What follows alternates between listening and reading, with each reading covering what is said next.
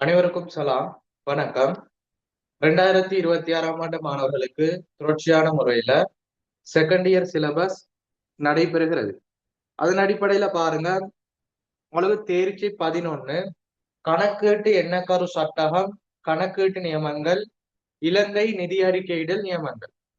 அப்ப நாங்க இறுதியாக பார்த்த விடயம் எல்கேஎஸ் 10 அறிக்கையிடும் காலப்பகுதிக்கு பின்னரான நிகழ்வுகள். அதுல நாங்க முழுமையான தியரி படிச்சோம். அதே போல எல்கேஎஸ் 10ல உங்களோட புதிய பாடத்திட்டம் நியூ சிலபஸ் அடிப்படையில 2019 இருந்து 2024 வரையான பகுதி 1 வினாக்கள் கலந்துரையாடணும். எனவே நாங்க இன்றைக்கு புதிய ஒரு கணக்கீட்டு நியமம் ஆரம்பிப்போம். இந்த கணக்கீட்டு நியமமும் உங்களோட எல்கேஎஸ் 10 போல முழுமையான தியரி விடயங்கள், பாஸ் பேப்பர் டிஸ்கஷன், சகல விடயங்களும் பார்த்து கொள்ளுவோம்.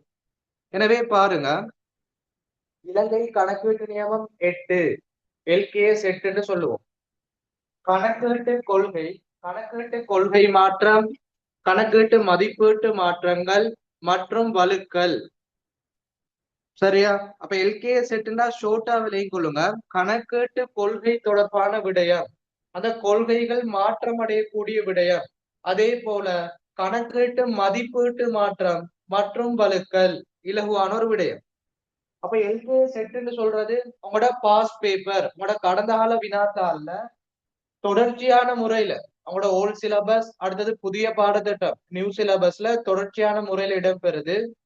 பொதுவாக கணக்கீட்டு நியமம், அதாவது எல்கேஎஸ் 8 சொல்றது உங்களோட பகுதி 1 வினாத்தாள்ல இடம்பெறக்கூடியது. உங்களோட 4ஆம் தவணை டேம் பேப்பர்ல இருந்து இந்த கணக்கீட்டு நியமங்கள் உங்களோட எக்ஸாமுக்கு வரும். நாங்க பாஸ் பேப்பர் அடிப்படையில பார்த்தா இது ஒவ்வொரு வருடமும் தொடர்ச்சியாக வரக்கூடிய வினா. எனவே தெளிவான முறையில படிச்சுக்கொள்ளும். சரியா? இப்ப நாங்க இன்றைக்குரிய கிளாஸ்ல முழுமையாக உங்களுக்கு எல்கேஎஸ் 8 முழுமையான தியரி விடயங்களை பார்த்து கொள்வோம். அதுல எந்தெந்த நோட்ஸ் மிக முக்கியமானது, எது கூட கடந்த கால வினாத்தால கேட்கப்பட்ட விடயம், எதை நாங்க முழுமையா படிச்சு கொள்ளணும், எல்லாத்தையும் சொல்லித்தார். 2025ஆம் ஆண்டு இறுதி வினாத்தாள் ஃபைனல் பேப்பர் முடிவடைஞ்சிட்டு, அந்த 2025 பேப்பர் நிறைய மாணவர்கள் சொன்னது நோட்ஸ் விடயங்கள் போடப்பட்டது. உங்களுக்கு ஏற்கனவே சொல்லி தந்துகிறேன். உங்களோட ஃபைனல் பேப்பர்னு சொல்றது மொத்தம் 50 வினாக்கள். அதுல நோட்ஸ் விடயங்கள் கூடுதலாக போடப்படுகிறது. அதாவது நோட்ஸ் விடயங்கள் உங்களுக்கு தேர்ச்சி 11 பொறுத்த மட்டிலையும் கூடுதலான வினாக்கள் கேட்கப்படுது. ஒவ்வொரு நியமத்திலிருந்தும் ஒரு புள்ளிகள் 2 புள்ளிகள் கேட்கப்படுது. எனவே இது ஒரு நோட்ஸ் பாடம். கணக்கீட்டு நியமங்கள் பொதுவாக நோட்ஸ் பாடம். அதுலயும் எல்கேஎஸ் 8 சொல்றது அவளுக்கு பூரணமா நோட்ஸ் விடயங்கள், ஒரு சில சீராக்கங்களும் வரும். எனவே நோட்ஸ் விடயங்கள் சொல்லி கவனத்துல இருக்காம நோட்ஸ் விடயங்கள் கட்டாயம் தெரிஞ்சா மட்டும்தான் உங்களோட பேப்பர்ல ஆன்சர் பண்ணலாம். கணக்கு விடயங்கள் நீங்க பிராக்டிஸ் பண்ணியிருந்தா போதும், அல்லது யோசிச்சு சரி கோட் அடிக்கலாம். ஆனா நோட்ஸ் விடயங்கள் படிச்சா மட்டும்தான் ஆன்சர் பண்ண முடியும். எனவே நோட்ஸ் விடயங்களை தெளிவான முறையில படிச்சு கொள்ளும். ஓகேயா? எனவே உங்களோட குரூப்ல டியூட் போடப்பட்டிருக்குது. எல்கேஎஸ் 8 தொடர்பான சகல முழுமையான நோட்ஸ், திருத்தப்பட்ட புதிய விடயங்கள் எல்லாம் சேர்க்கப்பட்டது, போடப்பட்டிருக்குது. எனவே எல்லாரும் டியூட்டை பார்த்துக்கொள்ளும். எனவே பாருங்க, தேர்ச்சி மட்டம் 11.3 கணக்கீட்டு கொள்கைகள், கணக்கீட்டு கொள்கை மாற்றம், கணக்கீட்டு மதிப்பீட்டு மாற்றங்கள் மற்றும் வழுக்கல் ஒரு பெரிய பெயர் சொல்லப்படுது. அப்ப எல்கேஎஸ் 8 கணக்கீட்டு கொள்கை, கொள்கை மாற்றம், மதிப்பீட்டு மாற்றம் மற்றும் வழுக்கல், இப்படி முதலாவது சொல்ல தெரிஞ்சு கொள்ளணும். முதலாவது நாங்க படிக்கிற விடயம் எல்கேஎஸ் 8னா இந்த பெயர் முதலாவது சொல்ல தெரிஞ்சு கொள்ளணும். எப்படி? கணக்கீட்டு கொள்கை, கொள்கை மாற்றம், மதிப்பீட்டு மாற்றம் மற்றும் வழுக்கல். அப்ப இதுல உங்களுக்கு கூடுதலா வினாக்கள் வரக்கூடிய விடயம் இந்த கணக்கீட்டு கொள்கை மாற்றம், கணக்கீட்டு மதிப்பீட்டு மாற்றம், அதோட வழுக்கல். இந்த 3 விடயங்கள்ல தான் உங்களுக்கு பகுதி 1ல வினாக்கள் கேட்கப்படக்கூடியது. அப்ப கொள்கை மாற்றம், மதிப்பீட்டு மாற்றம், வழுக்கல், அது தொடர்பான விடயங்கள், நிதி கூற்றுக்கள் எப்படி சீராக்கணும், சகல விடயங்களையும் பார்த்து கொள்ளும். எனவே முதலாவது பாருங்க, முதலாவது நாங்க படிக்க போறோம் கணக்கீட்டு கொள்கைகள்டா என்ன, அக்கவுண்டிங் பாலிசிஸ்னா என்ன. கணக்கீட்டு கொள்கை மிக இலகுவான ஒரு விடயம் பார்த்துக்கோம். கணக்கீட்டு கொள்கை. கொள்கைன்னு சொல்றது என்ன? அங்க கணக்கீட்டு கொள்கைன்னு சொல்றது என்ன விடயம் பாருங்க. ஒரு நிறுவனம் காணப்படுது. நாம பொதுவாக நிறுவனம் அல்லது வணிகம் அல்லது கம்பெனி தொடர்பான நிதிக்கூட்டுகள் கணக்குகள் தான் படிக்க போறோம். அப்போ ஒரு நிறுவனம் காணப்படுது. இந்த நிறுவனம் என்ன செய்யணும்? நிதி கூற்றுக்களை தயாரிக்கணும். நிதி கூற்றுக்களை முதலாவது தயாரித்தல், நிதி கூற்றுக்களை தயாரித்தல். இரண்டாவது, இந்த அக்கறை செலுத்தும் தரப்பினர்களுக்கு நிதி கூற்றுக்களை வெளிப்படுத்தல் அல்லது முன்வைத்தல் அல்லது சமர்ப்பித்தல். சரியா? அப்ப நிறுவனம் ஒன்று காணப்படுது. அந்த நிறுவனமானது நிதி கூற்றுக்களை தயாரிக்கணும். அடுத்து அக்கறை செலுத்தும் தரப்பினருக்கு நிதி கூற்றுக்களை முன்வைக்கணும் அல்லது சமர்ப்பிக்கணும். அப்ப நிதி கூற்றுக்களை தயாரிக்கும் போதும் அந்த நிதி கூற்றுக்களை முன்வைக்கும் போதும் நிதி கூற்றுக்களை வெளிப்படுத்தும் போதும் பின்பற்றப்படுகின்ற முதலாவது கோட்பாடுகள், இரண்டாவது மரபுகள், அடுத்தது சட்ட திட்டங்கள், அடுத்தது பிரமாணங்கள். இது எல்லாத்தையும் நாம சொல்லுவோம் கணக்கீட்டு கொள்கை. மிக இலகுவான ஒரு நிதி கூற்றுக்களை தயாரிக்கும் போதும் அதனை முன்வைக்கும் போதும் நாங்க பின்பற்றக்கூடிய முதலாவது கோட்பாடு, அடுத்தது கொள்கைகள், சட்ட திட்டங்கள், மரபுகள், பிரமாணங்கள். இதை நாங்க சொல்லுவோம் கணக்கீட்டு கொள்கை. சரியா? ஒரு நிதி கூற்றுக்களை தயாரிக்கும் போதும் முன்வைக்கும் போதும் பயன்படுத்தப்படுகின்ற பின்பற்றப்படுகின்ற அடிப்படைகள், உரிய கோட்பாடுகள், மரபுகள், சட்ட திட்டங்கள், பிரமாணங்கள் கணக்கீட்டு கொள்கை எனப்படும். அப்ப இலகுவா தெரிஞ்சுக்கொள்ளுங்க. ஒரு கணக்கீட்டு கொள்கைன்னா என்ன? நாங்க ஒரு நிதி கூற்றுக்களை தயாரிக்கும் போதும் முன்வைக்கும் போதும் நாங்க பயன்படுத்துற பின்பற்றக்கூடிய சகல விடயங்களும் கணக்கீட்டு கொள்கை. ஓகேயா? பயன்படுத்துகின்ற அடிப்படை விடயங்கள், கோட்பாடுகள், மரபுகள், சட்ட திட்டங்கள், பிரமாணங்கள் கணக்கீட்டு கொள்கை. உதாரணத்துக்கு பாருங்க. முதலாவது, நாங்க சொத்துக்களை மதிப்பீடு செய்ய போறோம். அப்படி சொத்துக்களை மதிப்பீடு செய்யும் போது கிரயத்துல மதிப்பீடு செய்யறதா அல்லது மேல் மதிப்பீட்டுல மதிப்பீடு செய்யறதா? இது ஒரு கணக்கீட்டு கொள்கை. இரண்டாவது, நாங்க இருப்புக்களை மதிப்பீடு செய்ய போறோம். நாங்க பைபோ முறையில மதிப்பீடு செய்யறதா WAC முறையில மதிப்பீடு செய்யறதா? இது ஒரு கணக்கீட்டு கொள்கை. அடுத்தது, நாங்க கம்பெனி நிதி கூற்றுக்களை தயாரிக்க போறோம். எனவே 2007ஆம் ஆண்டு 7ஆம் இலக்க கம்பெனி சட்ட விடயங்களை பின்பற்றணும். இது ஒரு கணக்கீட்டு கொள்கை. நாங்க பெருமான தேய்வு மேற்கொள்ளணும். இப்படி பெருமான தேய்வு செய்யும் போது நேர்கோட்டு முறையை பின்பற்றதா அல்லது குறைந்து செல்லும் மீதி முறை அல்லது ஒடுங்கு பாகை முறை இதை பின்பற்றதா? இது ஒரு கணக்கீட்டு கொள்கை. இதான் உங்களுக்கு கணக்கீட்டு கொள்கை என்று சொல்லும். சரியா? அப்ப கணக்கீட்டு கொள்கைன்னு சொல்றது ஒரு சரியா ஒரு நோட். இதை தெளிவான முறையில பிராக்டிக்கல் ரீதியா, பிரயோக ரீதியா படிச்சு கொள்ளுங்க. நாங்க நிதி கூற்றுக்களை தயாரிக்கும் போதும் அதனை அக்கறை செலுத்தும் தரப்பினருக்கு முன்வைக்கும் போதும் பயன்படுத்தப்படுகின்ற அடிப்படைகள், உரிய கோட்பாடுகள், மரபுகள், சட்ட திட்டங்கள் கணக்கீட்டு கொள்கை எனப்படும். உதாரணத்துக்கு பார்த்தோம்னா, நாங்க ஒரு இருப்புக்களை மதிப்பீடு செய்ய போறோம்.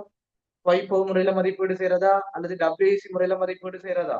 சொத்துக்களை மதிப்பிட போறோம். கிரயத்துல மதிப்பீடு செய்யறதா? மீள் மதிப்பீட்டு பெருமையில மதிப்பீடு செய்யறதா? பெருமான தேர்வு செய்ய போறோம். நேர்கோட்டு முறையா அல்லது குறைந்து செல்லும் மீதி முறையா? இப்படி நாங்க பாக்குறது கணக்கீட்டு கொள்கை. சரியா? இது எல்லாருக்கும் கிளியரா இருக்கு. எனவே இந்த கணக்கீட்டு கொள்கை எல்லாருக்கும் கிளியர்டா செட்ல போட்டுக்கொள்ளும். இப்ப டியூட்ட பாருங்க.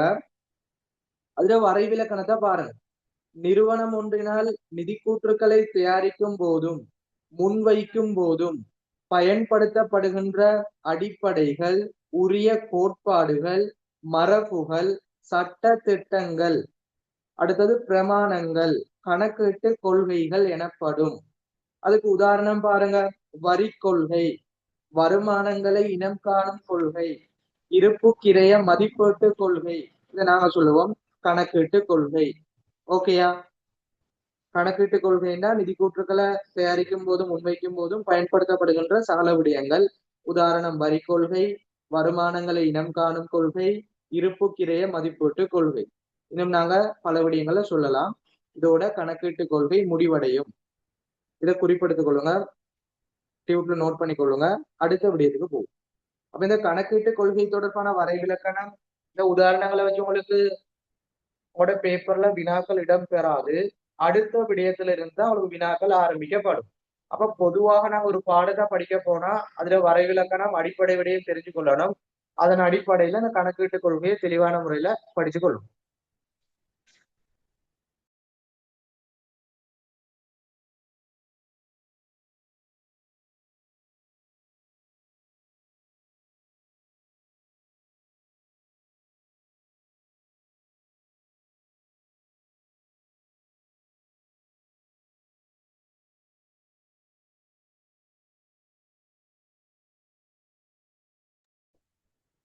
ஓகே, நாங்க அடுத்தது போக போறோம். முக்கியமான விடயம் உங்களோட பகுதி ஒன்று வினாத்தாள்ல எல்கேஎஸ் செட்டில் அடிக்கடி கேட்கப்படக்கூடிய ஒரு விடயம், கணக்கீட்டு கொள்கை மாற்றம். அந்த கணக்கீட்டு கொள்கை மாற்றத்துல இருந்துதான் உங்களோட வினாக்கள் போடப்படும். இதை தெளிவான முறையில விளங்கிக் கொள்ளும். இதுல எப்படி வினாக்கள் வரும், இது முக்கியமான நோட் எல்லாம் சொல்லிதான். சரியா? அடுத்து இரண்டாவது நம்ம பார்ப்போம், கணக்கீட்டு கொள்கை மாற்றம் அப்படின்னா என்னன்னு பார்ப்போம். இப்ப முதலாவது நாங்க படிச்சிட்டோம் கணக்கீட்டு கொள்கைட்டா என்ன. இப்ப கணக்கீட்டு கொள்கை மாற்றம்னு சொல்றது தெளிவான முறையில பாருங்க, நாங்க படிச்ச அதே விடயம் அந்த கணக்கீட்டு கொள்கை அப்படின்னா என்ன, நம்ம பயன்படுத்துற அடிப்படைகள், மரபுகள், சட்டங்கள், கோட்பாடுகள் போன்ற விடயங்கள் இந்த கணக்கீட்டு கொள்கை. இந்த கணக்கீட்டு கொள்கை இது நோட்ஸ் விடயம். கணக்கீட்டு கொள்கை மாற்றம்டா நாங்க பயன்படுத்துற அந்த கணக்கீட்டு கொள்கையில அளவீடுகள் அடிப்படையில அந்த கணக்கீட்டு கொள்கையில அளவீடு செய்யணும், அத மதிப்பீடு செய்யணும். அப்ப அந்த கணக்கீட்டு கொள்கையில அளவீடுகள்ல ஏற்படக்கூடிய அந்த மாற்றத்தை சொல்லுவாங்க கணக்கீட்டு கொள்கை மாற்றம். அந்த கணக்கீட்டு கொள்கையின் அளவீடுகளில் ஏற்படக்கூடிய மாற்றம் கணக்கீட்டு கொள்கை மாற்றம். உதாரணமாக நாங்க ஒரு இருப்பை மதிப்பீடு செய்ய போறோம், இருப்புக்களை அளவீடு செய்ய போறோம். அப்ப பைபோ முறையில அளவீடு செஞ்சா இருப்பிட கிரயம் 2,00,000, டபிள்யூஏசி முறையில அளவீடு செஞ்சா 1,50,000. இதை நாங்க சொல்லுவோம் கணக்கீட்டு கொள்கையில மாற்றம். அடுத்த உதாரணம், சொத்துக்களை மதிப்பீடு செய்ய போறோம். கிரயத்துல நாங்க குறித்த ஒரு சொத்தை காட்டுனா 10,00,000. இது நாங்க மீள் மதிப்பீடு செய்ய போறோம். இந்த சொத்துல பெருமதி குறைவடைஞ்சி, எனவே 8,00,000. இதை நாங்க சொல்லுவோம் கணக்கீட்டு கொள்கை மாற்றம். அப்ப கணக்கீட்டு கொள்கை மாற்றம்டா அந்த கணக்கீட்டு கொள்கையில அளவீடுகள்ல ஏற்படக்கூடிய மாற்றம், இந்த கணக்கீட்டு கொள்கையில பெருமதிகள்ல ஏற்படக்கூடிய மாற்றம் கணக்கீட்டு கொள்கை மாற்றம். இதை கிளியரா விளங்கி கொள்ளும். நோட்ட பாருங்க, நிறுவனம் ஒன்றின் கணக்கீட்டு கொள்கைகளின் அளவீடுகளின் அடிப்படையில் ஏற்படுத்தும் மாற்றத்தினை கணக்கீட்டு கொள்கை மாற்றமாக கருதப்படும். நாங்க பயன்படுத்துற அந்த கணக்கீட்டு கொள்கை, அந்த கணக்கீட்டு கொள்கையில அளவீடுகள் அடிப்படையில் ஏற்படக்கூடிய மாற்றம் கணக்கீட்டு கொள்கை மாற்றம். இதை தெளிவான முறையில குறிப்பெடுத்துக் கொள்ளுங்க, டியூட்ல நோட் பண்ணுங்க. அளவீடுகள் அடிப்படையில் ஏற்படும் மாற்றம் அதை மட்டும் அண்டர்லைன் பண்ணி கொள்ளுங்க. ஒரு கணக்கீட்டு கொள்கையில அளவீடுகளின் அடிப்படையில் ஏற்படக்கூடிய மாற்றம் கணக்கீட்டு கொள்கை மாற்றம். அந்த உதாரணம் பாருங்க, இந்த உதாரணத்தை வச்சு அல்லது கணக்கீட்டு கொள்கை மாற்றம் என்னென்ன கூறுகள் இதை வச்சுதான் உங்களுக்கு பார்ட் 1ல வினாக்கள் வருது. கணக்கீட்டு கொள்கை மாற்றத்துல உதாரணம், அதுல 2 விடயங்கள் தான் போடப்படுது. கணக்கீட்டு கொள்கை மாற்றத்துல வரக்கூடிய அந்த கூறுகள் அல்லது உதாரணங்கள் இதை வச்சுதான் உங்களுக்கு வினாக்கள் கூடுதலாக வருது. இது 2 விடயங்கள். முதலாவது சொத்துக்கள் தொடர்பான மதிப்பீடு, இரண்டாவது இருப்புக்கள் தொடர்பான மதிப்பீடு. சொத்துக்களை நாங்க மதிப்பீடு செய்யும் போது FIFO முறையில இருந்து WAC முறைக்கு மாற்றம் செய்தல், அதாவது முதலுள் முதல் வெளி முறையிலிருந்து நிறையிடப்பட்ட சராசரி முறைக்கு மாற்றம் செய்தல். அடுத்தது நாங்க சொல்லி பார்த்துக்கொள்ளுங்க, அதாவது இருப்புக்களை மதிப்பீடு செய்யும் போதுதான் இந்த விடயம் வரும். சரியா? LKS 2ல படிக்கிற விடயம். இருப்புக்களை மதிப்பீடு செய்யும் போது முதலுள் முதல் வெளிமுறை FIFO முறையிலிருந்து WAC முறை நிறையிடப்பட்ட சராசரி முறைக்கு மாற்றுதல் கொள்கை மாற்றம். இது முதலாவது உதாரணம். இப்ப இருப்புக்களை FIFOல இருந்து WACக்கு மாற்றம் செய்து. அடுத்தது பாருங்க, சொத்துக்கள் தொடர்பான விடயம். கிரய மாதிரியில் இருந்து மீள் மதிப்பீட்டு மாதிரிக்கு மாற்றம் செய்தல். இது இரண்டாவது உதாரணம். அப்ப நம்ம சொத்துக்களை கிரயத்துல பதிவு செய்யலாம் அல்லது மீள் மதிப்பீட்டு சந்தை பெறுமதியில பதிவு செய்யலாம். கிரயத்துல இருந்து சந்தை பெறுமதிக்கு போறது, கிரயத்துல இருந்து மீள் மதிப்பீட்டு பெறுமதிக்கு போறது. அப்ப ஒரு கொள்கை, ஒரு அளவீடுகள் மாற்றம் அடையுது. இதை நாங்க சொல்லுவோம் கொள்கை மாற்றம். இருப்புகளை நாங்க முதல் வெளி முறையில மதிப்பீடு செய்யலாம். நாங்க இருப்புகளை கொள்வனவு செய்யறோம். அந்த கொள்வனவு செய்யற ஓர்டர்ல எந்த பெருமதியில ஆரம்பத்துல களஞ்சியப்படுத்துறோமோ அதே பெருமதியில விநியோகம் செய்யறது FIFO முறை. இப்ப FIFO முறையில மதிப்பிடுறோமா அல்லது WAC முறைக்கு மாற்றம் செய்யறோமா, இதை நாங்க சொல்றது கொள்கை மாற்றம். அப்ப தெளிவான முறையில விளங்கி கொள்ளுங்க. கணக்கீட்டு கொள்கை மாற்றம்னா சிம்பிளானது. நாங்க பயன்படுத்துற அந்த கணக்கீட்டு கொள்கைகள்ற அளவீடுகள்ல ஏற்படக்கூடிய மாற்றம் கொள்கை மாற்றம். அதுக்கு ரெண்டு உதாரணம் வரும். இதோட பேப்பர்ல வினாக்களாக இடம்பெறக்கூடியது. கட்டாயம் படிச்சு வச்சுக்கொள்ளுங்க. அப்ப கொள்கை மாற்றத்தை நீங்க பாடமாக்கி வச்சிருந்தா மதிப்பீட்டு மாற்றம் நோபலா ஆன்சர் பண்ணலாம். இப்ப நீங்க ரெண்டையும் பாடமாக்குறது கஷ்டமா இருந்தா கொள்கை மாற்றத்தை பாடமாக்கி வச்சுக்கொள்ளுங்க. மற்ற விடயங்கள் மதிப்பீட்டு மாற்றமாக வரும். எனவே கொள்கை மாற்றத்துல வரக்கூடியது ரெண்டு உதாரணம். சொத்துக்களை நாங்க மதிப்பீடு செய்யும் போது கிரைய மாதிரியிலிருந்து மீன் மதிப்பீட்டு மாதிரிக்கு மாற்றம் செய்தல் LK 16ல படிப்போம். அடுத்து இருப்புக்களை மதிப்பீடு செய்யும் போது FIFO முறையிலிருந்து WAC முறைக்கு மாற்றம் செய்தல் LKS 2ல படிப்போம். சரியா? இவ்வளவுதான் கொள்கை மாற்றம். எனவே டியூட்ட பாருங்க. உதாரணம் தரப்படுகிறது. இருப்பு கிரைய மதிப்பீட்டினை இருப்புக்களை மதிப்பீடு செய்யும் போது முதல்வெளி முறையிலிருந்து நிறையிடப்பட்ட சராசரி கிரைய முறைக்கு மாற்றம் செய்தல். அப்போ ஒரு கொள்கையிலிருந்து இன்னமொரு கொள்கைக்கு மாற்றம் செய்தோம், கொள்கை மாற்றம் அந்த அளவீடுகள்ல. இரண்டாவது, ஆதனம் பொறி உபகரணங்களை மதிப்பிடும் போது கிரைய மாதிரியிலிருந்து மீள் மதிப்பீட்டு மாதிரிக்கு மாற்றம் செய்தல். உங்களுக்கு டியூட்ல அந்த முக்கியமான விடயங்களை போல்ட் பண்ணி தந்துக்கிறேன், அதை அண்டர்லைன் பண்ணிக்கொள்ளுங்க. அப்ப இந்த ரெண்டு விடயங்கள் தான் உங்களுக்கு மதிப்பீடு, அதாவது கொள்கை மாற்றமாக இடம்பெறும். இந்த ரெண்டு விடயங்களை பாடமாக்கி வச்சிருந்தீங்கன்னா உங்களோட ஃபைனல் பேப்பர்ல ஒரு புள்ளிகளை பெற்றுக்கொள்ளலாம், அல்லது உங்களோட டேம் பேப்பர்ஸ்ல ஒரு புள்ளிகளை பெற்றுக்கொள்ள முடியும். உங்களோட கொள்கை மாற்றத்தை வச்சு கேள்வி கேட்பான், அல்லது மதிப்பீட்டு மாற்றத்தை வச்சு கேள்வி கேட்பான், அல்லது வலுக்களை வச்சு கேள்வி கேட்பான், அல்லது இந்த மூன்று விடயங்களையும் மிக்ஸ் பண்ணி கேள்வி கேட்பான், அல்லது கூற்று கேள்விகள் வரும். எனவே மதிப்பீட்டு மாற்றம் இந்த ரெண்டையும் பாடமாக்கி வச்சுக்கோங்க. சொத்துக்கள் கிரயத்திலிருந்து மீள் மதிப்பீடு, இருப்புகள் FIFOல இருந்து WAC.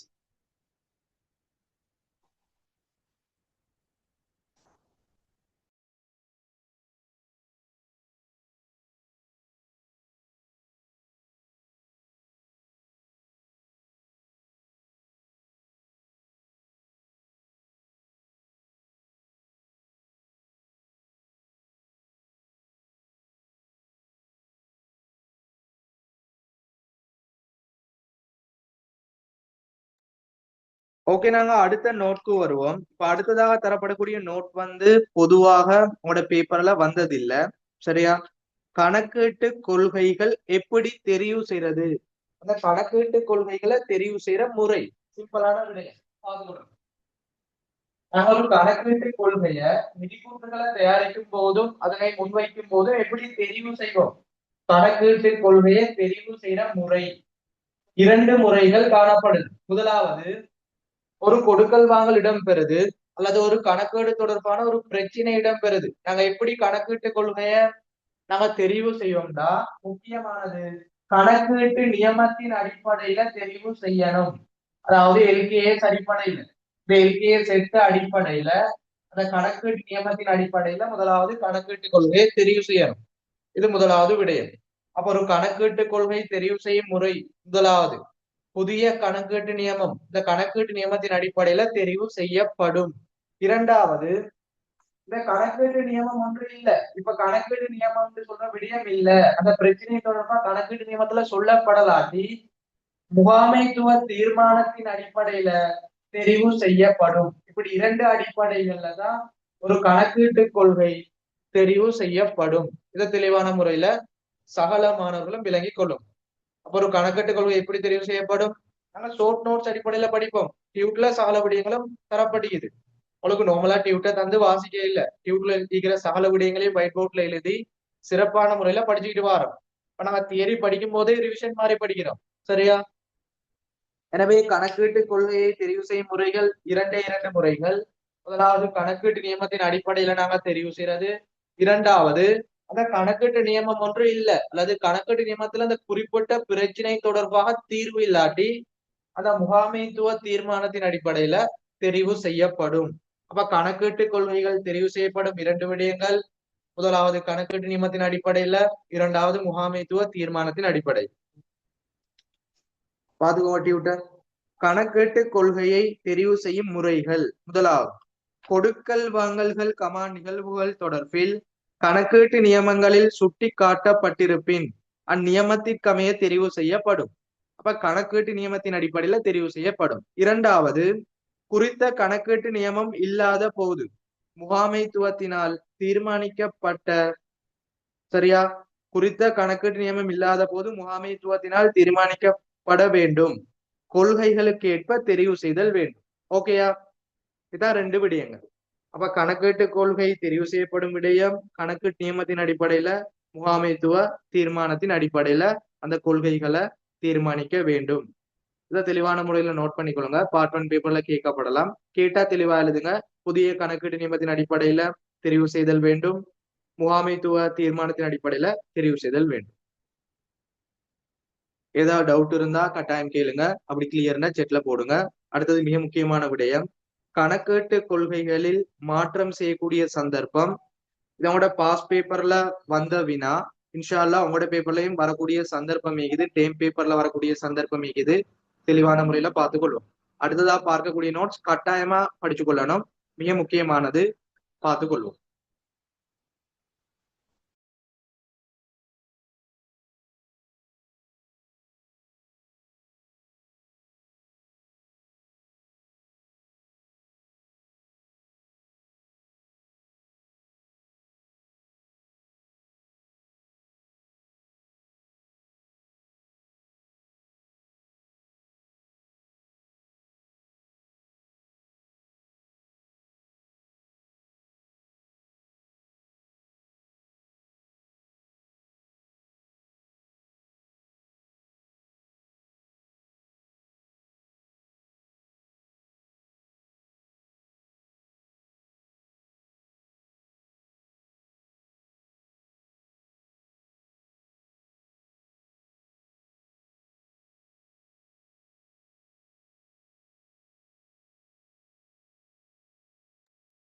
ஓகே, நாங்க அடுத்த விடயத்துக்கு போவோம். கணக்கீட்டு கொள்கைகளில் மாற்றம் செய்யக்கூடிய சந்தர்ப்பங்கள். சரியா?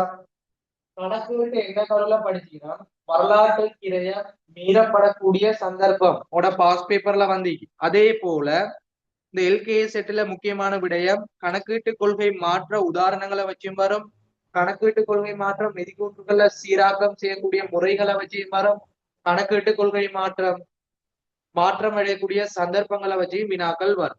சரியா? எனவே பார்த்துக் கொள்ளுங்க.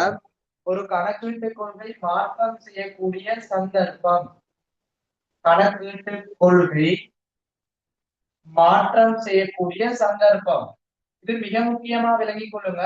இந்த சந்தர்ப்பம் சொல்றது நம்ம யோசிச்சு ஆன்சர் பண்ண இயலாது. இந்த எல்கிய செட்டுல என்ன சொல்லப்பட்டதோ அதே விடயங்களை நாங்க எழுதி கொள்ளணும். அப்படி எழுதினா மட்டும்தான் புள்ளிகள் கிடைக்கும். அவளுக்கு சொல்லி தந்தேன், கணக்கீட்டு எண்ணக்கரு சட்டத்துக்கு அமைய பொது நோக்க நிதி கூற்றுக்கள்ல அக்கறை செலுத்தும் பிரதான பாவனையாளர்கள் படிச்சமே. சும்மா உரிமையாளர் ஊழியர் எழுத இயலாது. கடந்த கால எதிர்கால முதலீட்டாளர், கடன் வழங்குனர், ஏனைய கடன் கொடுத்தோர். அதே போல எல்கிய செட்டுல கணக்கீட்டு கொள்கை மாற்றம் செய்யக்கூடிய சந்தர்ப்பம் டியூட்ல எப்படி தரப்பட்டியோ உங்களோட நியமத்துல எப்படி தரப்பட்டியோ அதை நீங்க அப்படியே எழுதி கொள்ளணும். எழுதினா மட்டும்தான் புள்ளிகள் கிடைக்கும். எனவே முதலாவது சிம்பிளானது, புதிய கணக்கீட்டு நியமத்தின் அடிப்படையில் மாற்றம் செய்யப்படும். புதிய கணக்கீட்டு நியமத்தின் அடிப்படையில் மாற்றம் செய்யப்படும்.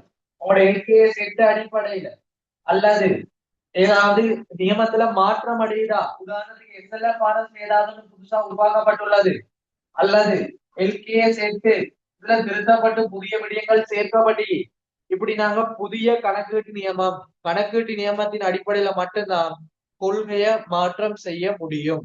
அப்படி இல்லாட்டி மாற்றம் செய்ய இயலாது. அப்ப முதலாவது பாயிண்ட்ஸ், புதிய கணக்கீட்டு நியமத்தின் அடிப்படையில் கணக்கீட்டு கொள்கைகளை மாற்றம் செய்ய முடியும். பாத்துக்கோங்க, புதிய கணக்கீட்டு நியமத்தின் அடிப்படையில் மாற்றம் செய்யப்படும். இப்படியே எழுதணும், புதிய கணக்கீட்டு நியமத்தின் அடிப்படையில் மாற்றம் செய்யப்படும், புதிய கணக்கீட்டு நியமத்தின் அடிப்படையில் மாற்றம் செய்யப்படும். இரண்டாவது பாருங்க, ஒரு பெரிய விடயம் சொல்லப்படி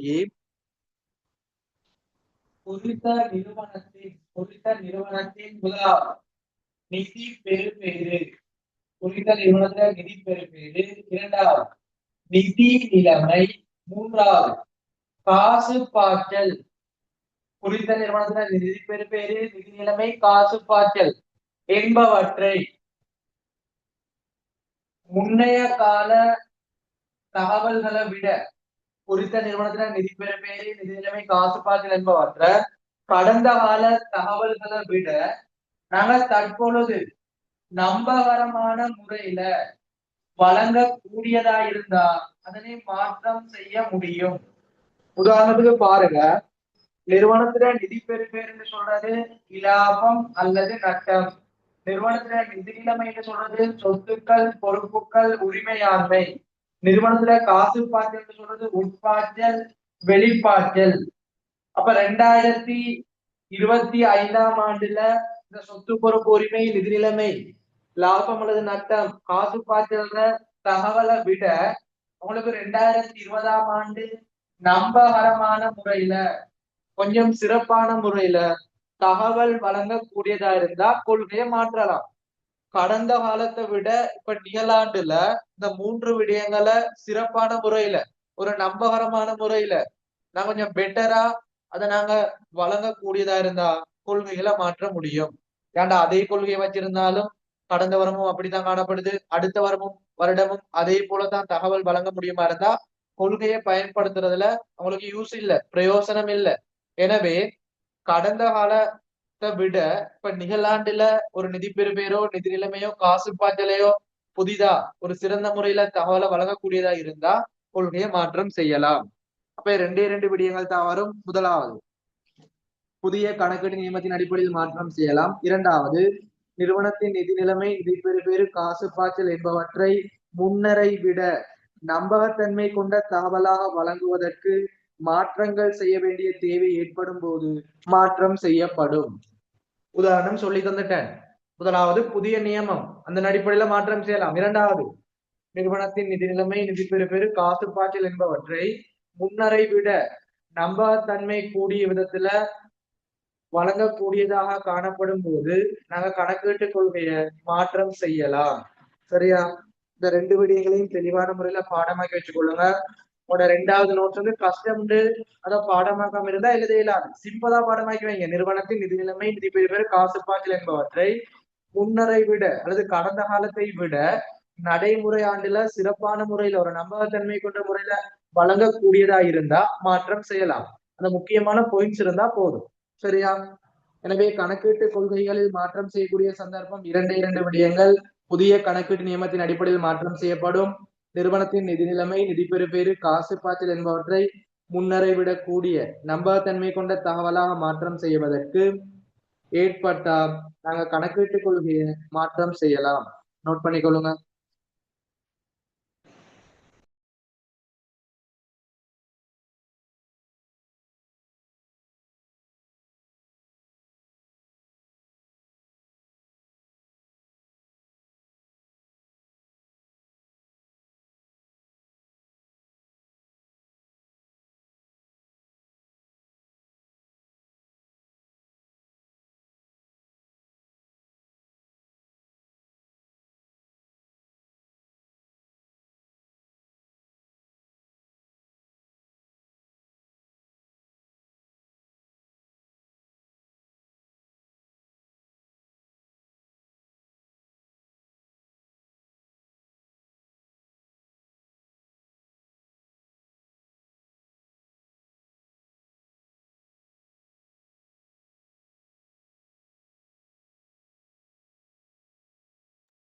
ஓகே, நாங்க அடுத்த விடயத்துக்கு போவோம்.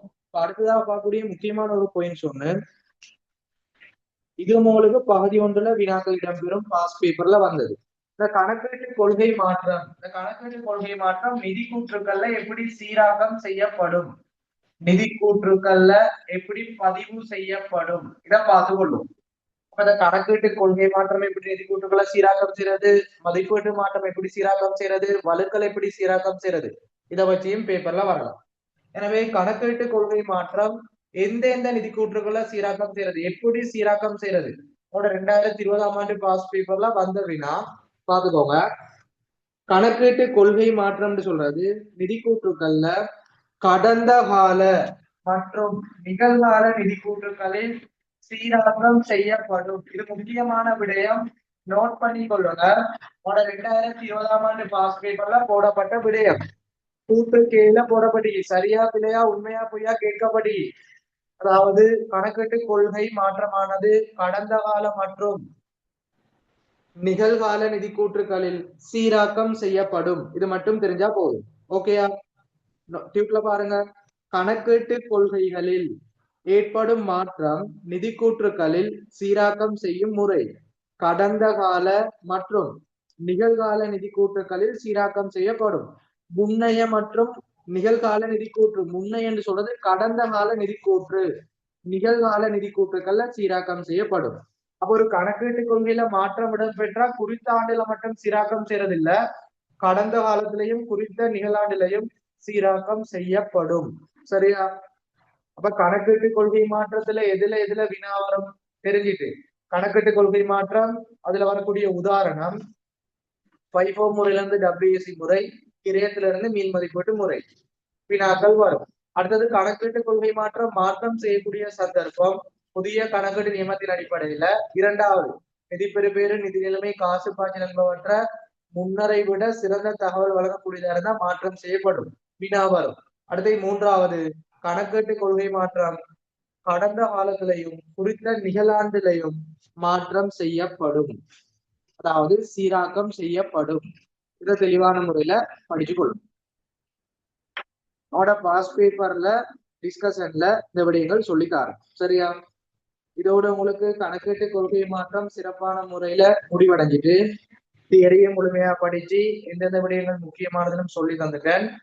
இப்ப அடுத்ததா நாங்க அடுத்த விஷயத்துக்கு போவோம். அடுத்த கட்டத்துக்கு கணக்கீட்டு மதிப்பீட்டு மாற்றம். இரண்டாவது போவோம் மதிப்பீட்டு மாற்றம், அதற்கான உதாரணங்கள்.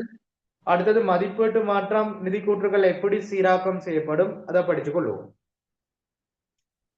மாணவர்கள் எல்லாம் டியூட்டர்ஃபுல்லா பாத்துக்கோங்க. படித்தந்த விடயங்களை தெளிவான முறையில பாருங்க. கொஞ்சம் டைம் தாரன், முழுமையா ஃபர்ஸ்ட்ல இருந்து பார்த்துட்டு ஏதாவது டவுட் இருந்தா குயிக்கா கேளுங்க. அப்படி இல்லாட்டி எல்லாருக்கும் கிளியர்னா செட்ல போடுங்க. அடுத்த விடயத்துக்கு போவோம்.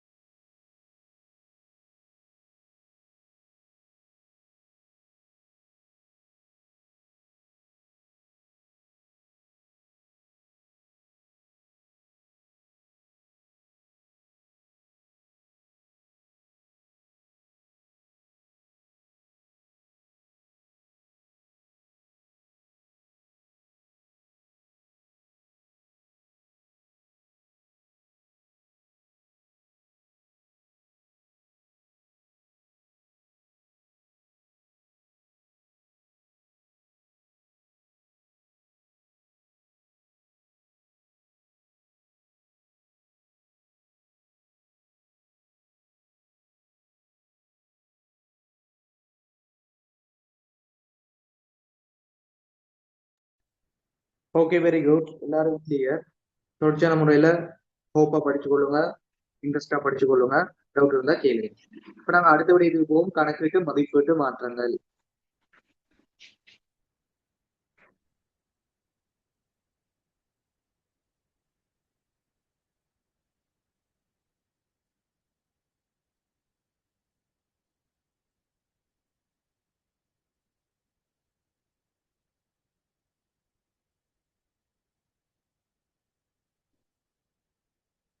பாத்துக்கோங்க, கணக்கீட்டு மதிப்பீட்டு மாற்றம் தான் மிக இலகுவான.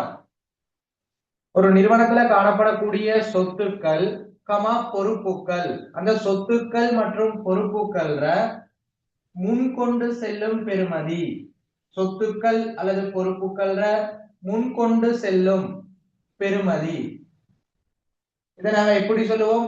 தேறிய பெறுமதி. முன்கொண்டு செல்லும் பெறுமதி அல்லது தேறிய பெறுமதி.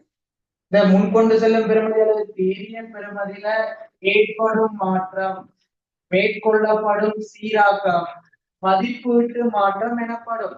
ஷோர்ட்டா படித்தா போற சும்மா நீங்க எல்லா இடத்துலயும் படிக்கிற மாதிரி நோட்ஸை மட்டும் வாசிச்சுட்டு போறது இல்லை அப்படின்னா கிளியரா விளங்காது. ஒரு ஷோர்ட் நோட்ஸ் அடிப்படையில் டிஃப்ரெண்டான மெத்தட்ல சொல்லி தரப்படுது. அப்ப குயிக்கா கெச் பண்ணிக்கொள்ளலாம், குயிக்கா படிச்சு கொள்ளலாம், விளக்கமான முறையில படிச்சு கொள்ளலாம். கணக்கீட்டு மதிப்பீட்டு மாற்றம்னா சொத்துக்கள் பொறுப்புகள் தான் முன்கொண்டு செல்லும் பெருமதி, தேறிய பெருமதியில் ஏற்படக்கூடிய அந்த சீராக்கம் கணக்கீட்டு மதிப்பீட்டு மாற்றம் எனப்படும். சும்மா குயிக்கா படிச்சு கொள்ளலாம். நீங்க கூட பாடமாக்கி வைக்க தேவையில்லை. நாங்க பயன்படுத்துற சொத்துக்கள் பொறுப்புகள்ல முன்கொண்டு செல்லும் பெறுமதி அல்லது தேறிய பெறுமதியில மேற்கொள்ளப்படும் சீராக்கம், இந்த முன்கொண்டு செல்லும் பெறுமதி தேறிய பெறுமதி ஏற்படக்கூடிய மாற்றம் மதிப்பீட்டு மாற்றம் இலகுவானது. பாத்துக்கோங்க. முதலாவது ஒரு குறித்த சொத்துடைய கிரயம், அந்த கிரயத்துல இருந்து திரண்ட தெய்வ கழிப்பம் கழிச்சா என்ன வரும்? குறித்த சொத்துடைய கிரயம், அதுல இருந்து திரண்ட தெய்வ கழிச்சா முன்கொண்டு செல்லும் பெறுமதி. இந்த முன்கொண்டு செல்லும் பெறுமதியில் ஏற்படக்கூடிய சீராக்கம், அதில் ஏற்படக்கூடிய மாற்றம் கணக்கீட்டு மதிப்பீட்டு மாற்றம் எனப்படும். அது சொத்துக்களா இருந்தாலும் பொறுப்புகளா இருந்தாலும் பிரச்சனை இல்லை. சரியா? இப்ப கணக்கீட்டு மதிப்பீட்டு மாற்றம்னா இறுதியா பாத்துக்கோங்க. சொத்துக்கள் பொறுப்புகளை மதிப்பீடு செய்யும் போது அந்த சொத்துக்கள் பொறுப்புகள முன்கொண்டு செல்லும் பெறுமதி அல்லது தேறிய பெறுமதியில் ஏற்படக்கூடிய சீராக்கங்கள் அல்லது மாற்றங்கள் மதிப்பீட்டு மாற்றம் எனப்படும். இது தெளிவான முறையில நோட் பண்ணி கொள்ளுங்க. இப்ப டியூட்ட பாருங்க. சொத்துக்கள் பொறுப்புகள் தொடர்பாக உத்தேச எதிர்கால நலன்கள் கடப்பாடுகள் என்பன எதிர்காலத்தில் காணப்படக்கூடிய நிலைமைக்கேற்ப மதிப்பிடும் போது, சொத்துக்களா இருந்தா எதிர்காலத்துல நலன் வரும், பொறுப்புகளா இருந்தா எதிர்காலத்துல ஒரு கடப்பாடு ஏற்படும், நிகழாண்டுல ஒரு கடப்பாடு ஏற்படும். அந்த சந்தர்ப்பத்துல ஒரு சொத்திட அல்லது பொறுப்பிட முன்கொண்டு செல்லும் அல்லது தேறிய பெருமானத்தில் மேற்கொள்ளப்படும் சீராக்கம், அதை அண்டர்லைன் பண்ணி கொள்ளுங்க, நோட் பண்ணி கொள்ளுங்க. சொத்துக்கள் பொறுப்புகள் சொத்தொன்றின் அல்லது பொறுப்பொன்றின் முன்கொண்டு செல்லும் அல்லது தேறிய பெருமானத்திற்கு மேற்கொள்ளப்படும் சீராக்கங்களே கணக்கீட்டு மதிப்பீட்டு மாற்றம் ஆகும். சரியா? ஒரு சொத்தா இருந்தா ஒரு நலன் வரும், பொறுப்பா இருந்தா கடப்பாடு வரும். அப்ப நாங்க சொத்தையும் பொறுப்பையும் மதிப்பீடு செய்யும் போது சொத்துட அல்லது பொறுப்புட முன்கொண்டு செல்லும் பெறுமதி அல்லது தேறிய பெறுமதியில் ஏற்படக்கூடிய சீராக்கம் மதிப்பீட்டு மாற்றம். இப்ப இதுல தொடர்ச்சியா பாருங்க, கணக்கீட்டு மதிப்பீட்டு மாற்றத்துல வரக்கூடிய உதாரணம். அவங்களோட ஒவ்வொரு வருஷமும் மாறி மாறி வினாக்கள் வருது. இந்த மதிப்பீட்டு மாற்றத்துல வரக்கூடிய கூறுகள் அல்லது உதாரணங்களை வச்சு வினாக்கள் வருது, அல்லது கொள்கை மாற்றத்துல உதாரணத்தை வச்சு வினாக்கள் வருது. ரெண்டுல ஒண்ணுதான் கேட்கப்படும், அல்லது கொள்கை மாற்றத்துல உதாரணம் அல்லது மதிப்பீட்டு மாற்றத்துல உதாரணம். சரியா? எனவே முதலாவது வியாபார வருமதிகளின் எதிர்பார்க்கை நட்டப்படி அப்படின்னா என்ன? வியாபார வருமதிகளின் எதிர்பார்க்கை நட்டப்படி, புதிய பெயர், ஏற்கனவே சீராகத்துல சொல்லி தந்தீங்க. ஐயக்கடன் ஏற்பாடுல ஏற்படக்கூடிய மாற்றம். இரண்டாவது வியாபார வருமதிகளின் எதிர்பார்க்கை நட்டம் அல்லது வியாபார வருமதிகளின் மதிப்பு குறைவு நட்டம் அப்படின்னா என்ன? அறவிட முடியா கடன், அதுல ஏற்படக்கூடிய மாற்றம். அடுத்தது விற்பனை உத்தரவாத ஏற்பாடுல ஏற்படக்கூடிய மாற்றம். சொத்துக்களின் நியாயமான பெறுமதியிலே ஏற்படக்கூடிய மாற்றம். இருப்புகளின் தேரக்கூடிய பெறுமதியில் ஏற்படக்கூடிய மாற்றம். நாங்கள் சொத்துக்கள பயன் தரு ஆயுட்காலம் LK16 படிப்போம். பிறகு சொத்துக்கள பயன் தரு ஆயுட்காலத்துல ஏற்படக்கூடிய மாற்றம். சொத்துக்களின் பெருமான தேர்வு செய்யும் முறையில் ஏற்படக்கூடிய மாற்றம், இதை நாங்க சொல்லுவோம் மதிப்பீட்டு மாற்றம். அப்ப மதிப்பீட்டு மாற்றத்துல நிறைய உதாரணங்கள் தரப்படி, அப்ப கொள்கை மாற்றத்துல ரெண்டு உதாரணம் தரப்படி, நீங்க அந்த ரெண்டையும் பாடமாக்கி வச்சிருந்தா மத்த வரக்கூடிய சகல விடயங்களும் மதிப்பீட்டு மாற்றமா எடுத்துக்கொள்ளலாம். அப்ப மதிப்பீட்டு மாற்றத்துல என்னென்ன வரும்? சொத்து பொறுப்புட முன்கொண்டு செல்லும் பெறுமதியில் வரக்கூடிய மாற்றம். இப்ப முதலாவது என்ன வரும்? ஐயக்கடன் ஏற்படக்கூடிய மாற்றம் அல்லது அறவிட முடியாத கடன் ஏற்படக்கூடிய மாற்றம். இரண்டாவது சொத்துக்கள நியாயமான பெறுமதியில் ஏற்படக்கூடிய மாற்றம். விற்பனை உத்தரவாதத்தில் ஏற்படக்கூடிய மாற்றம். இருப்புக்கள தேரக்கூடிய பெறுமதியில் ஏற்படக்கூடிய மாற்றம். சொத்துக்களை பெருமான தேர்வு செய்யும் முறையில் ஏற்படக்கூடிய மாற்றம். சொத்துக்கள பயன் தரும் ஆயுட்காலத்தில் ஏற்படக்கூடிய மாற்றம். இதெல்லாம் மதிப்பீட்டு மாற்றம். இதை தெளிவான முறையில படிச்சு வச்சுக்கொள்ளும். சரியா? மிக இலகுவானது. ஷோர்ட் நோட்டா எழுதி கொள்ளும். எனவே டியூட்டை பாருங்க. கணக்கீட்டு மதிப்பீட்டு மாற்றங்களுக்கு உதாரணம் முதலாவது வியாபார வருமதிகளின் எதிர்பார்க்கை நட்ட படிகளில் ஏற்படும் மாற்றம் மையக்கடன், வியாபார மதிப்பு குறைவு நட்டம், அதாவது அறவிட முடியாத கடன் ஏற்படக்கூடிய மாற்றம். அடுத்தது பாருங்க ஆதனம் பொறி உபகரணங்களின் பயன் தருவாய்க்காலத்தில் ஏற்படக்கூடிய மாற்றம், ஆதனம் பொறி உபகரணங்களின் நியாயமான பெறுமதியில் ஏற்படக்கூடிய மாற்றம், விற்பனை உத்தரவாத ஏற்பாட்டில் ஏற்படக்கூடிய மாற்றம், இருப்புகளின் தேறிய தேரக்கூடிய பெறுமதியில் ஏற்படக்கூடிய மாற்றம், ஆதனம் பொறி உபகரணங்களின் பெருமான தேய்வு செய்யும் முறையில் ஏற்படக்கூடிய மாற்றம். இவ்வளவுதான் கணக்கீட்டு மதிப்பீட்டு மாற்றம். அப்ப இறுதியா சொல்லிக் கொள்றேன், கணக்கீட்டு மதிப்பீட்டு மாற்றம்டா சொத்து குறிப்பிட முன்கொண்டு செல்லும் பெறுமதியில் வரக்கூடிய மாற்றம். அதுல வரக்கூடிய உதாரணங்கள் வச்சு வினாக்கள் வருது, குறிப்பிடுத்திக் கொள்ளுங்க. முதலாவது சொத்துக்கள் நியாயமான பெறுமதியில் வரக்கூடிய மாற்றம், பெருமான தேர்வு செய்யும் முறையில வரக்கூடிய மாற்றம், விற்பனை உத்தரவாத ஏற்பாட்டில் ஏற்படக்கூடிய மாற்றம், இருப்புக்கள் தேறிய தேரக்கூடிய பெறுமதியில் ஏற்படக்கூடிய மாற்றம், பயன் தருவாய்க்காலத்தில் ஏற்படக்கூடிய மாற்றம், சகல விடயங்களும் மதிப்பீட்டு மாற்றமாக கருதப்படும். நோட் பண்ணிக்கொள்ளும். அப்ப இலகுவா சொல்லி தந்துட்டேன். கொள்கை மாற்றம் 2 விடயம், மதிப்பீட்டு மாற்றம் நிறைய விடயங்கள் காணப்படுது. எனவே கொள்கை மாற்றம் சரி நீங்க தெளிவான முறையில படிச்சு வச்சிருந்தா மதிப்பீட்டு மாற்றம் எம்சிக்யூல வந்தா மத்த எல்லாம் மதிப்பீட்டு மாற்றமா ஆன்சர் பண்ணலாம். ஓகே, இதை நோட் பண்ணிட்டு கிளியர்டா சொல்லுங்க. அடுத்த விடயத்துக்கு போவோம். அடுத்த மதிப்பீட்டு மாற்றம் தொடர்பான புதிய ஒரு விடயமும், அடுத்தது அது எப்படி நிதி கூற்றுகள்ல சீராக்கம் செய்யப்படும் அதையும் சொல்லித்தாரன். அடுத்ததான் நாங்க பார்க்கக்கூடிய 2 நோட்ஸும் உங்களோட பாஸ் பேப்பர்ல வந்த விடயம், உங்களோட டீம் பேப்பர்ஸ்ல கூடுதலா வரக்கூடிய விடயம் பார்த்துக்கொள்ளும்.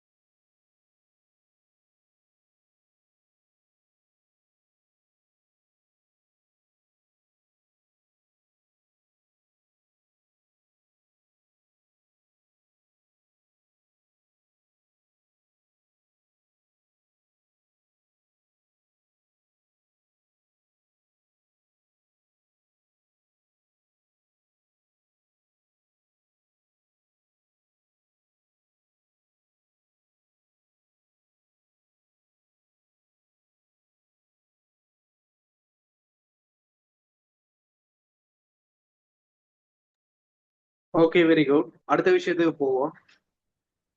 கணக்கீட்டு மதிப்பீட்டு மாற்றங்களை ஏற்படுத்துவதற்கு தூண்டும் காரணிகள். இது ஒரு புதிய ஒரு விடயம், சரியா? இது ஒரு அப்டேட் நோட்ஸ்னு சொல்லலாம். புதிய பாட திட்டத்திற்கு அமைவாக புதிதாக இடம்பெறக்கூடிய விடயம்.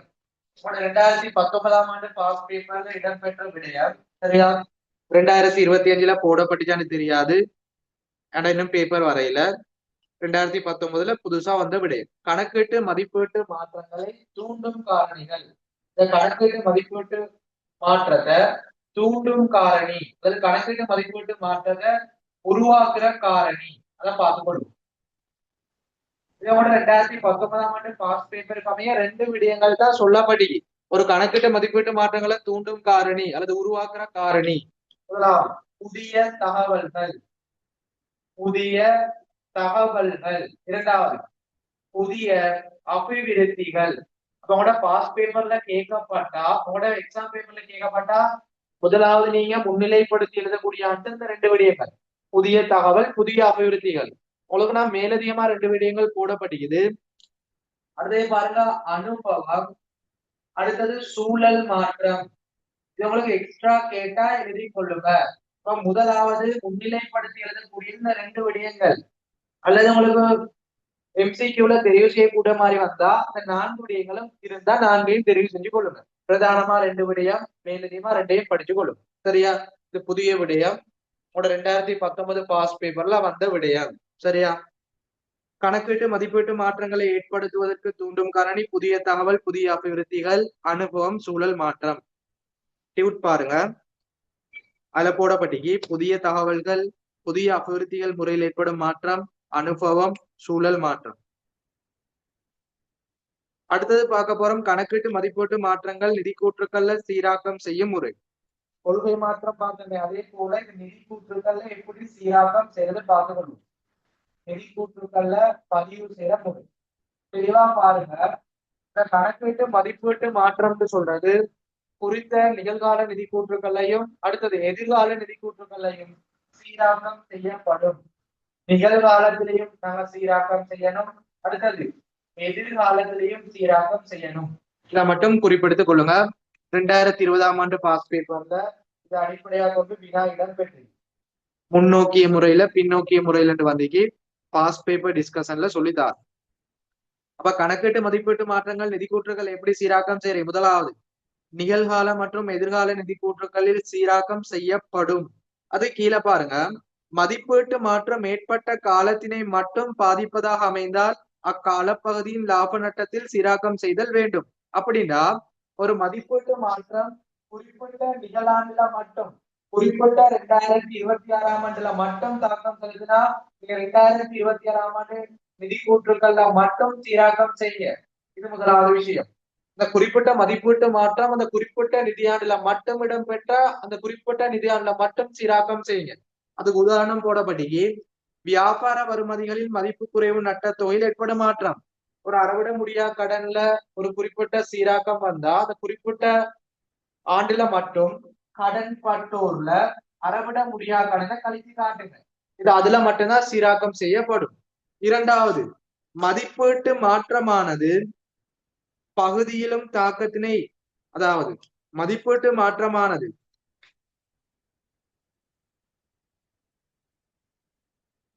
குறித்த காலத்திலும் அடுத்தது கடந்த கால பகுதியிலும் தாக்கத்தினை ஏற்படுத்தினா அது நிதியாண்டுக்குரிய லாப நிகழ்கால பகுதியிலும் எதிர்காலத்துல ஏற்படுமாயின் அந்த ஒவ்வொரு நட்ட சீராக்கம் செய்தல் வேண்டும். தெளிவான முறையில பாருங்க. இரண்டாவது என்ன சொல்லப்படுதுன்னா மதிப்பீட்டு மாற்றமானது குறிப்பிட்ட நிதியாண்டுக்குரிய காலப்பகுதியில ஏற்பட்டா அந்த குறிப்பிட்ட நிதியாண்டுல லாப நட்டத்துல சீராக்கம் செய்தல் வேண்டும். எதிர்கால பகுதியில ஏற்படுமாயின் அது அந்த எதிர்கால பகுதியில லாப நட்டத்துல சீராக்கம் செய்தல் வேண்டும் போடப்பட்டி. ஓகேயா? உதாரணம் பாருங்க, ஆதினம் புரிவு பாருங்க, பயன் தருவாய் காலத்துல ஏற்படக்கூடிய மாற்றம். அப்ப இது உங்களுக்கு LKG 16ல ஒரு வினாவா வரும். உதாரணமா சொல்லுவான், பயன் தரு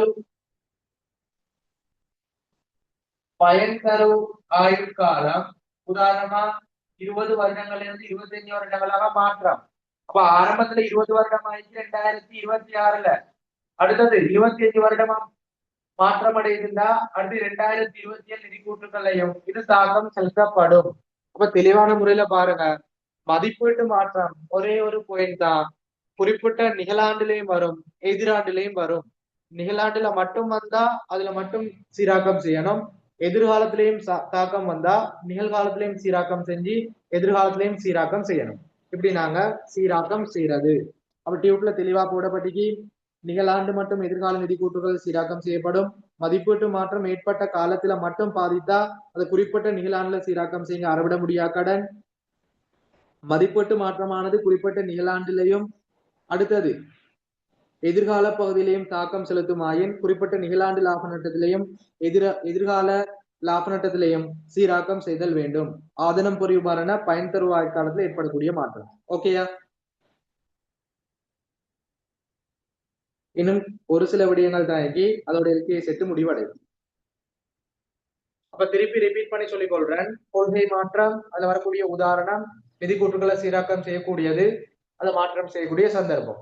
மதிப்பீட்டு மாற்றம், அதுல வரக்கூடிய உதாரணம், மதிப்பீட்டு மாற்றம் எப்படி நிதி கூற்றுக்களை சீராக்கம் செய்யப்படும், மதிப்பீட்டு மாற்றத்தை தூண்டும் காரணிகள். இவ்வளவுதான் எக்ஸாமுக்கு கூடுதலா வரக்கூடியது. தெளிவான முறையில நோட் பண்ணி படிச்சுக்கோங்க. இப்ப நாங்க இதுவரைக்கும் படிச்ச கணக்கீட்டு கொள்கை, கொள்கை மாற்றம், மதிப்பீட்டு மாற்றம், சகல விடயங்களும் கிளியர். டவுட் ஒன்றும் இல்லாட்டி செட்ல போடுங்க. இறுதியா வழுக்களை பார்த்து கொடுங்க.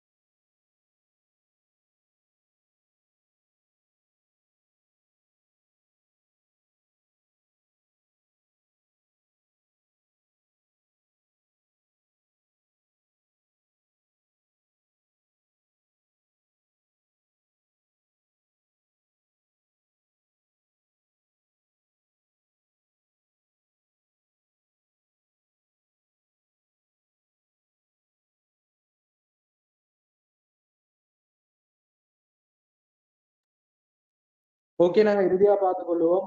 வழுக்கல், கணக்கீட்டு கொள்கை முடிஞ்சு, கொள்கை மாற்றம் முடிஞ்சு, மதிப்பீட்டு மாற்றம் முடிஞ்சு, இறுதியா வழுக்கலை பார்ப்போம். வழுக்கல்டா என்ன விடயம், அதற்கான உதாரணம், அதை எப்படி நிதி கூற்றுக்கள்ல சீராக்கம் செய்யப்படும், அது மட்டும்தான் பார்க்கக்கூடிய விடயம்.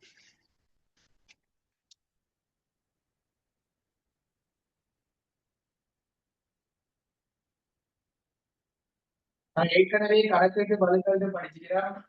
உடல் தேர்ச்சி நாள் அதே விடயம் தான் வழுக்கல்னு சொல்றது.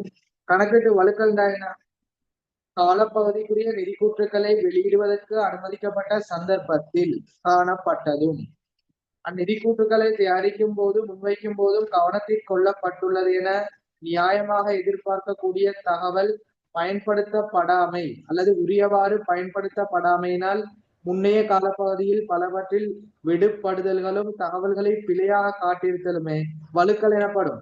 இது விளக்கமா சொல்லப்படி அப்படின்னா என்னன்னு பாருங்க. நாங்க ஒரு நிதி கூற்றுக்களை தயாரிக்கும் போது தெளிவா பாருங்க, ஒரு நிதி கூற்றுக்களை தயாரிக்கும் போது ஏற்பட்ட அந்த வலுவும், ஒரு நிதி கூற்றுக்களை தயாரிக்கும் போது ஏற்பட்ட வலுவும், அந்த நிதி கூற்றுக்களை முன்வைக்கும் போது ஏற்பட்ட வலுவும், அதே நிதி கூற்றுக்களை தயாரிக்கும் போது முன்வைக்கும் போது நாங்க கவனத்துல கொல்லப்படாத வலுவும் நாங்க என்னன்னு சொல்லுவோம், வலுக்கள்னு சொல்லுவோம். இதான் சிம்பிளான விடயம். ஒரு நிதி கூற்றுக்களை தயாரிக்கும் போது ஏற்பட்ட வலு, ஒரு நிதி கூற்றுக்களை முன்வைக்கும் போது ஏற்பட்ட வலு, ஒரு நிதி கூற்றுக்களை தயாரிக்கும் போதும் முன்வைக்கும் போதும் கவனத்துல கொள்ளப்படாத வலு, இதை நாங்க சொல்றது வலுக்கள். இப்ப தெளிவா பாருங்க, காலப்பகுதிக்குரிய நிதி கூற்றுக்களை வெளியிடுவதற்கு அனுமதிக்கப்பட்ட சந்தர்ப்பத்துல கூற்றுக்களை தயாரிக்கும் போதும் முன்வைக்கும் போதும் கவனத்துல கொல்லப்பட்டுள்ளது என நியாயமாக எதிர்பார்க்கக்கூடிய தகவலும், அப்ப நிதி கூற்றுக்களை தயாரிக்கும் போதும் முன்வைக்கும் போதும் நாங்க கவனத்துல கொண்ட வலுவும், அத கவனத்துல கொள்ளப்படாமையினால ஏற்பட்ட வலுவும், இதை நாங்க சொல்றது வலுக்கள்.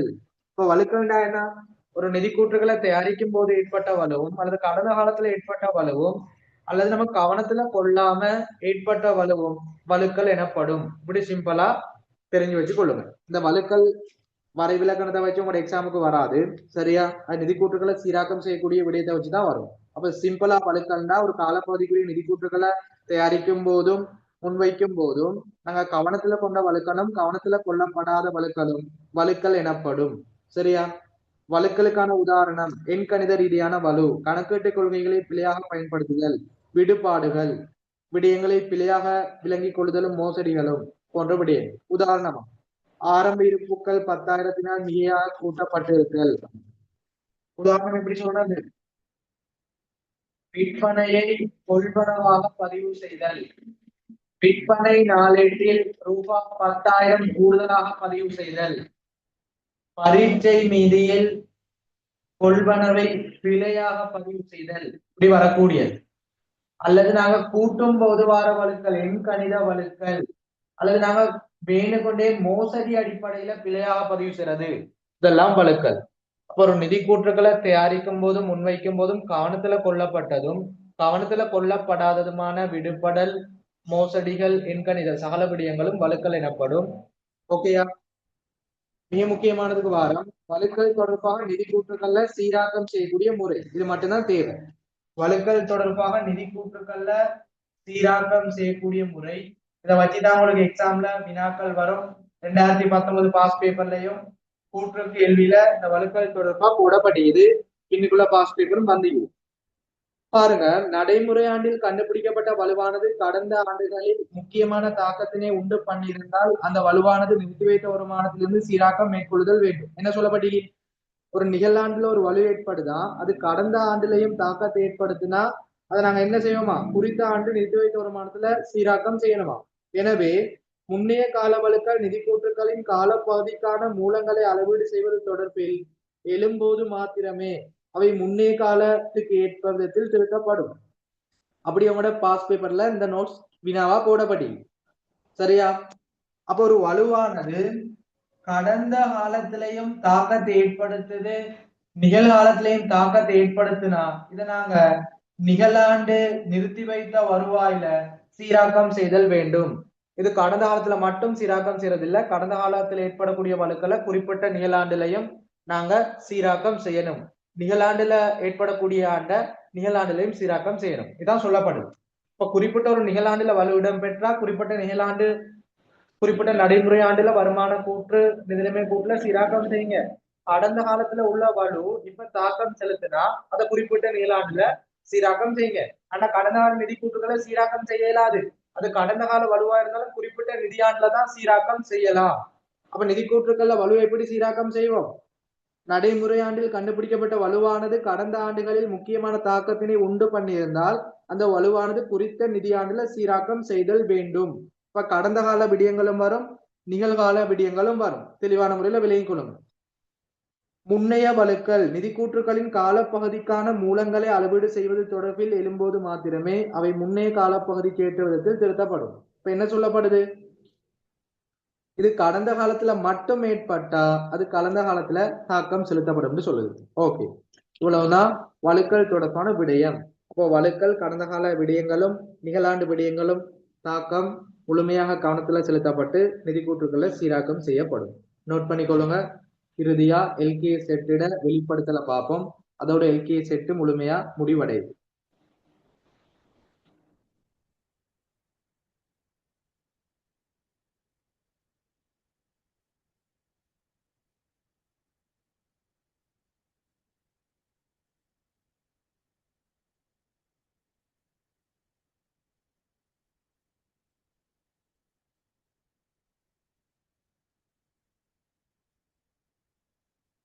ஓகே, இறுதியா பாத்துக்கோங்க. ஒவ்வொரு நியமத்தில வெளிப்படுத்தல் பார்த்துக்கிட்டு வாரம். இது உங்களோட எக்ஸாம் பேப்பர்ல பொதுவா போடப்படுறது இல்ல, சில சந்தர்ப்பங்கள்ல போடப்படலாம். எல்கேஎஸ் 1 படிச்சுக்கிறோம், எல்கேஎஸ் 10 படிச்சுக்கிறோம், அதே போல எல்கேஎஸ் 8 படிப்போம். இதுல 3 விடயங்கள் வரும். முதலாவது கொள்கை மாற்றம் என்னென்ன வெளிப்படுத்தணும், அடுத்தது மதிப்பீட்டு மாற்றம் என்னென்ன விடயங்கள் வெளிப்படுத்தணும், அடுத்தது வழுக்கல் என்ன வெளிப்படுத்தணும். எல்கேஎஸ் 8 அமையும். ஒரு நிதி கூற்றுக்களை தயாரிக்கும் போது கொள்கை மாற்றம், மதிப்பீட்டு மாற்றம், வழுக்கல் எப்படி வெளிப்படுத்தணும்னு சொல்லப்படுதுன்னு பார்ப்போம். முதலாவது கணக்கீட்டு கொள்கை மாற்றுறதுல தன்மை. முதலாவது என்ன? இதன் தன்மையை வெளிப்படுத்தணும், கணக்கீட்டு கொள்கை மாற்றத்தின் தன்மை. இரண்டாவது புதிய கணக்கீட்டு கொள்கையினை பிரயோகிப்பதன் காரணமா நிதி கூற்றுக்கள் ஏற்படக்கூடிய தாக்கம். அப்ப இரண்டாவது என்ன? நிதி கூற்றுக்கள்ல தாக்கத்தினை வெளிப்படுத்தணும். இப்படி ஷோர்ட்டா படிச்சு கொள்ளுங்க. முதலாவது கொள்கை மாற்றத தன்மை, இரண்டாவது நிதி கூற்றுகள் ஏற்படக்கூடிய தாக்கம். மதிப்பீட்டு மாற்றத்தை பாருங்க. மதிப்பீட்டு மாற்றம் செய்வதற்கான காரணம், நாங்க இந்த மதிப்பீட்டு மாற்றத்தை என்னத்துக்கு செய்யறோம், அதுல காரணம். இரண்டாவது மதிப்பீட்டு மாற்றங்களினால் நிதி கூற்றுகள் ஏற்படக்கூடிய தாக்கம், அதே விஷயம் தான் நிதி கூற்றுகள்ல வர தாக்கம். முதலாவது கொள்கை மாற்ற தன்மை, இரண்டாவது நிதி கூற்றுகள தாக்கம். மதிப்பீட்டு மாற்றம் எதுக்கு செய்யறோம்? காரணம், நிதி கூற்றுகள தாக்கம். அடுத்து இறுதியா பாருங்க வழுக்கல், கடந்த நிதியாண்டில் ஏற்பட்ட வலுவின் தன்மை. அப்ப கடந்த காலத்துல ஏற்பட்ட வலுவுடன் தன்மை. இரண்டாவது கடந்த நிதியாண்டின் நிதி கூற்றுகள்ல சீராக்கப்பட வேண்டிய பெறுமதி. அப்ப கடந்த கால நிதி கூற்றுக்கள்ல சீராக்கப்பட வேண்டிய அந்த பெறுமதி என்ன? அடுத்தது நடைமுறையான நிதி கூற்றுக்கள்ல சீராக்க செய்ய வேண்டிய பெறுமதி என்ன? இவ்வளவுதான் எல்கேஎஸ் 8க்கு அமைய வெளிப்படுத்த வேண்டிய விடயம். டியூட்ல தெளிவா போடப்பட்டிக்கு அதனால ஷோர்ட்டா எழுதி காட்டுறேன். எல்கேஎஸ் 8க்கு அமைய நிதி கூற்றுக்கள்ல வெளிப்படுத்த வேண்டிய விடயம். முதலாவது கொள்கை மாற்றம், அந்த கொள்கை மாற்ற தன்மை. இரண்டாவது கொள்கையை மாற்றம் செய்யறதால நிதி கூற்றுகள் எப்படி தாக்கம் வரும். மதிப்பீட்டு மாற்றம், மதிப்பீட்டு மாற்றத்துக்கான காரணம் என்ன, நிதி கூற்றுகள் ஏற்படக்கூடிய தாக்கம். அடுத்து வழுக்கல்ல வரக்கூடியது முதலாவது கடந்த கால வலுக்கல்ற தன்மை எப்படி, இரண்டாவது கடந்த கால வலுவை நாங்கள் நிதி கூற்றுகளை சீராக்கம் செய்ய வேண்டிய பெறுமதி, நடைமுறையாண்டு வலுக்களை நிதி கூற்றுகளை சீராக்கம் செய்ய வேண்டிய பெறுமதி. பாருங்க, கணக்கீட்டு கொள்கை மாற்றம். கணக்கீட்டு கொள்கை மாற்றத்தின் தன்மை புதிய கணக்கீட்டு கொள்கையினை பிரயோகிப்பதன் காரணமா நிதி கூற்றுகள் ஏற்படக்கூடிய தாக்கம். கணக்கீட்டு மதிப்பீட்டு மாற்றம். மதிப்பீட்டு மாற்றம் செய்வதற்கான காரணம் மதிப்பீட்டு மாற்றங்கள் நிதி கூற்றுகள் ஏற்படக்கூடிய தாக்கம். கடந்த நிதியாண்டின் அல்லது முன்னைய கால வலுக்கள். கடந்த நிதியாண்டில் ஏற்பட்ட வலுவின் தன்மை, கடந்த நிதியாண்டு நிதி கூற்றுகள்ல சீராக்கப்பட வேண்டிய பெறுமதி, நடப்பாண்டின் நிதி கூற்றுகள்ல சீராக்கப்பட வேண்டிய பெறுமதி. ஓகே, இதோட உங்களுக்கு தெளிவான முறையில எல்கேஎஸ் 8 முடிவடையுது. அப்ப எல்கேஎஸ் 8 தொடர்பா சகல மாணவர்களும், இலங்கையில காணப்படக்கூடிய சகல மாணவர்களும் என்னதை முக்கியமா பார்க்கணும்டா, கொள்கை மாற்றம்டா என்ன, கொள்கை மாற்றத்துல உதாரணம், கொள்கை மாற்றம் நிதி கூற்றுகள்ல சீராக்கம் செய்யக்கூடிய அந்த காலப்பகுதி, அடுத்து கொள்கை மாற்றம் செய்யக்கூடிய சந்தர்ப்பம். மதிப்பீட்டு மாற்றம்னா என்ன, மதிப்பீட்டு மாற்றத்துக்கான உதாரணம், மதிப்பீட்டு மாற்றம் நிதி கூற்றுகள் எந்தெந்த காலத்துல வரும், மதிப்பீட்டு மாற்றத்தை தூண்டும் காரணம். அடுத்து வழுக்கல்னா என்ன, இந்த வழுக்கல் எப்படி சீராக்கம் செய்யப்படும். இதை மட்டும் தெளிவான முறையில படிச்சு கொள்ளுங்க. இன்ஷா அல்லாஹ் உங்களோட 2026ஆம் ஆண்டு பேப்பர் கட்டாயமா வரும். அடுத்து உங்களோட 4ஆம் தவணை, 5ஆம் தவணை, 6ஆம் தவணை 10 பேப்பர்ஸ்லயே வரும். சகலரும் இந்த எல்கே செட்டா படிச்சு கொள்ளுங்க. சரியா? தொடர்ச்சியான முறையில 2026ஆம் ஆண்டுக்கு தியரி கிளாஸஸ் சிறப்பான முறையில போகுது. இன்னும் நீங்க லேட் பண்ணாம உங்களோட காலப்பகுதி, எனவே உங்களோட பரீட்சைக்கு தயார்படுத்தலுக்கான விடயங்களை ரெடி பண்ணி கொள்ளுங்க. கிளாஸ் தேவைன்னு சொன்னா அந்த தொலைபேசி இலக்கத்துக்கு தொடர்பு கொண்டு கிளாஸ்ல ஜாயின் பண்ணி கொள்ளுங்க. உங்களுக்கு தியரி விடயங்களும் டெய்ம் பேப்பர்ஸும் அது தொடர்பான பாஸ் பேப்பர் டிஸ்கஷனும் போகுது. உங்களுக்கு டிசம்பர்ல இருந்து தனிப்பட்ட ரீதியில பேப்பர் கிளாஸ் ஆரம்பிக்கப்படுது, ரிவிஷன் கிளாஸ் ஆரம்பிக்கப்படுது. எனவே சகல விடயத்திலையும் ஜாயின் பண்ணி சிறந்த ஒரு பெறுபேரை பெற்றுக்கொள்ள முயற்சி செஞ்சு கொள்ளுங்க. சகல மாணவர்களும் கேட்டுக்கொள்ற விடயம் உங்களோட கமெண்ட்ஸை போட்டுக்கொள்ளுங்க, சகல மாணவர்களுக்கும் ஷேர் பண்ணி கொள்ளுங்க. இன்ஷால்லா நாங்க அடுத்த கிளாஸ்ல சந்திப்போம். 2019 இருந்து 24 வரையான பாஸ் பேப்பர் டிஸ்கஷன் எப்படி தெளிவான முறையில பார்த்து கொள்ளுங்க. இது நாங்க தியரி படிக்கும் போது டிஸ்கஷன் பாக்குறோம். உங்களுக்கு தனியா பாஸ் பேப்பர் செய்யும்போது திருப்பி 2012 இருந்து 24 வரைக்கும் பார்ட் 1 செஞ்சு விடுவேன். புதிய பாடத்திட்டத்திற்கமையா பார்ட் 2 செஞ்சு விடுவேன். திருப்பியும் பாஸ் பேப்பர் முழுமையா பார்ப்போம், திருப்பி ரிவிஷன் பார்ப்போம், திருப்பி இறுதியில செமினார் பார்ப்போம், ஷார்ட் நோட்ஸ் அடிப்படையில் இப்படி நாங்க எல்லாம் படிச்சு கொள்ளுவோம். ஒரே இடத்துல சகல விடயங்களும் படிக்கணும்னா கிளாஸ்க்கு ஜாயின் பண்ணி, உங்களோட பேமெண்ட் கிளாஸ்க்கு ஜாயின் பண்ணி டியூட் எல்லாம் பெற்றுக்கொண்டு சிறப்பான முறையில படிச்சுக்கோங்க. இன்ஷா அல்லாஹ் அடுத்த கிளாஸ் சந்திப்போம். தேங்க்யூ, ஜஸாக் அல்லாஹ்.